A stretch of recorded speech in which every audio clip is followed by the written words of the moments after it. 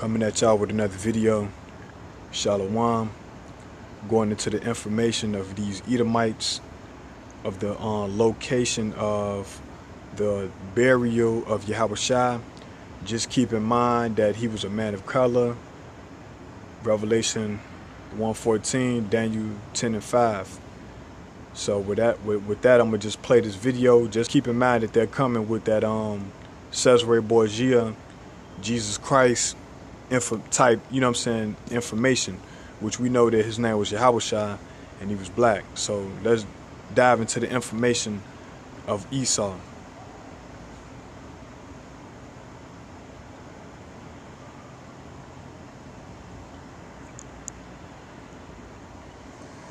Standing outside of the old city of Jerusalem, you can see the old city wall in the background there.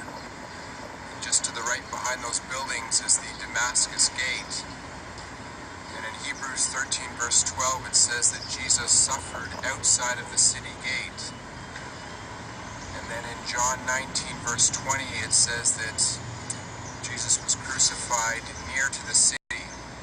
So this site is both outside of the city gate and yet near to the city.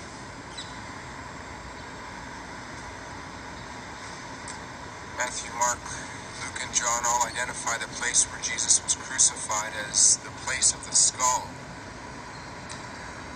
And in John 19 verses 17 and 18, John says that Jesus was crucified at the place of the skull, which in Hebrew is Golgotha.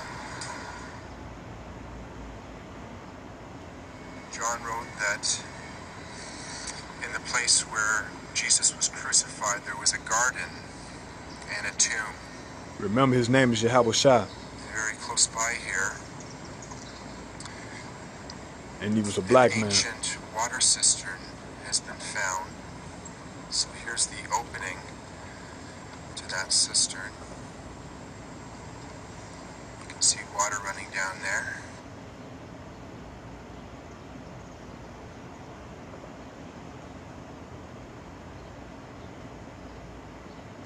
Also discovered at this site is an ancient wine press, so grapes harvested in this garden will be pressed here.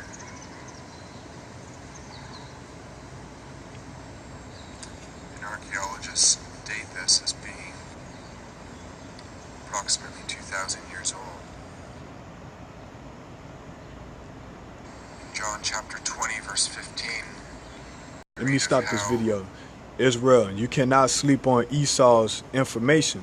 They might not know the deep mysteries of the scriptures, but you just cannot sleep on them as being stupid, because Esau has the records of everything that he actually touched, everything that's in history. So keep that in mind, Israel. Mary, when she first saw Jesus, she didn't recognize him and supposed that he was the gardener.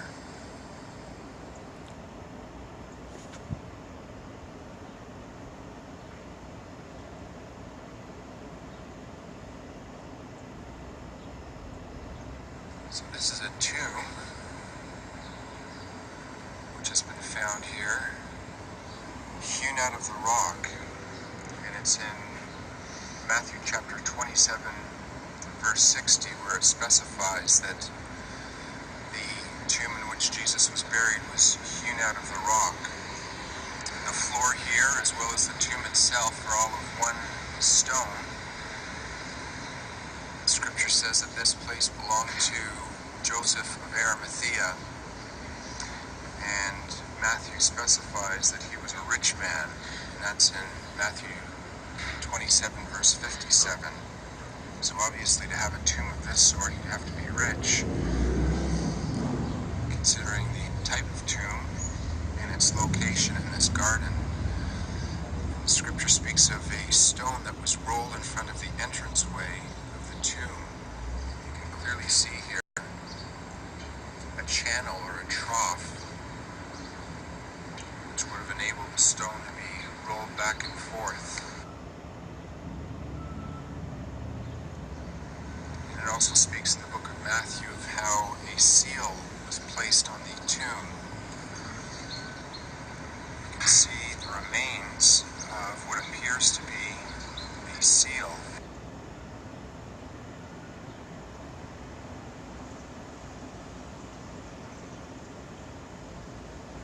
So entering the tomb itself, it's necessary to stoop down to enter because it's only about 4.5 feet, or even less than that. And in Luke 24, verse 12 speaks of how Peter had to stoop down to enter the tomb. And right now you're looking at almost like a bed that has been hewn out of the rock, the likely spot where Jesus' body was laid. The woman who came to the tomb found angels here, one sitting at the place where Jesus' feet had been, and another where his head had been. And there's almost a raised area there to the left, almost acting as a pillow for the head. There's more than enough room for a body to lie fully extended. Mark 16 verse 5 says that when they entered the tomb, they found someone in a white robe, sitting on the right side of the tomb. And sure enough, the open space in this tomb is on the right side.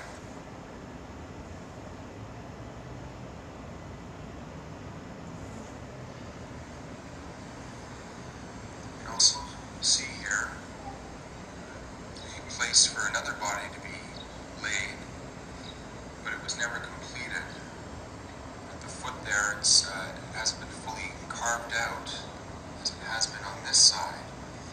And John 19, verse 41 specifies that the tomb in which Jesus was buried was a new tomb in which no one had yet been laid. The fact that this one had been completed and this other bed was never fully completed suggests that Joseph intended for this tomb to hold at least 2 people, but after Jesus was buried here, it was considered too sacred to bury anyone else. So the construction of the tomb, the second bed specifically, was not. Let me go to the next one. Salakia.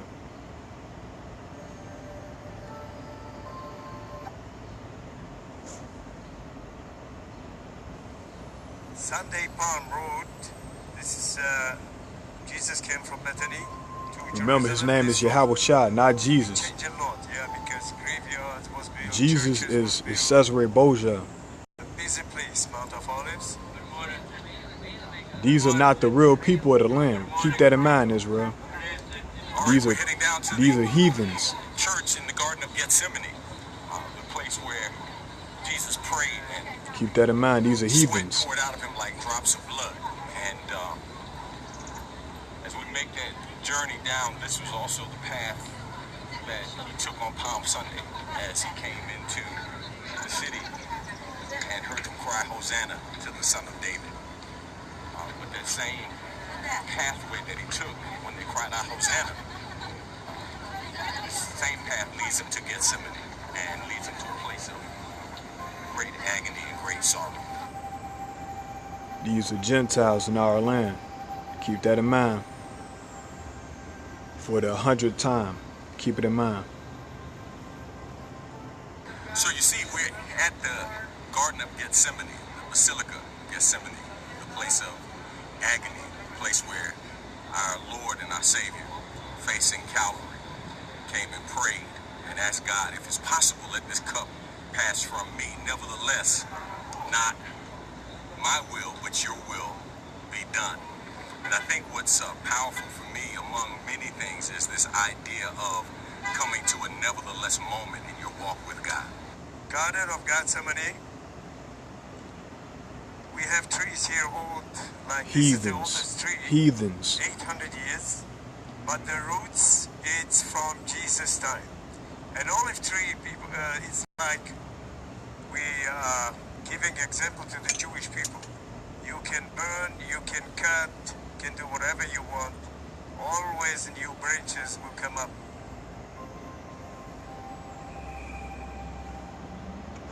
behind me, the Basilica of Gethsemane. We just came from up at the top of the Mount of Olives and made our way down. We followed the path. Look at the false images in the Jesus background. on his triumphant These are entry false into Jerusalem images. on Passover Yahawashi was a man of Sunday, color, now and the we're standing Jews in was front of the people of color as Basilica well. of Gethsemane, the oil press. This was the place where See, Jesus these are false sweat images. while I'm he gonna get was a scripture. praying Let me like stop drops this. of Let me stop that real quick. I'm gonna get a scripture.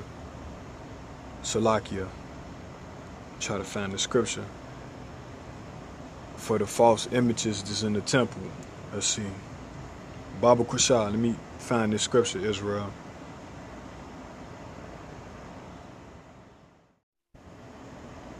Okay, this is first Maccabees 3:48, and it reads, "And lay open the book of the law wherein the heathen had sought to paint the likeness of their images." So this represents the book, the holy book of the Most High, the Bible. The heathens went in there and they painted images that looked like them and not of the original people. And this go for all the paintings that you see in Israel that you just seen on the video. Let me get that again. This is first Maccabees 3:48. "And lay open the book of the law, wherein the heathen had sought to paint the likeness of their images." So that's what you seen. This is Jeremiah 14 and verse 2. "Judah mourneth, and the gates thereof languish. They are black unto the ground, and the cry of Jerusalem is going up." So the Jews are black. If Yahawashi is black, the Jews are black.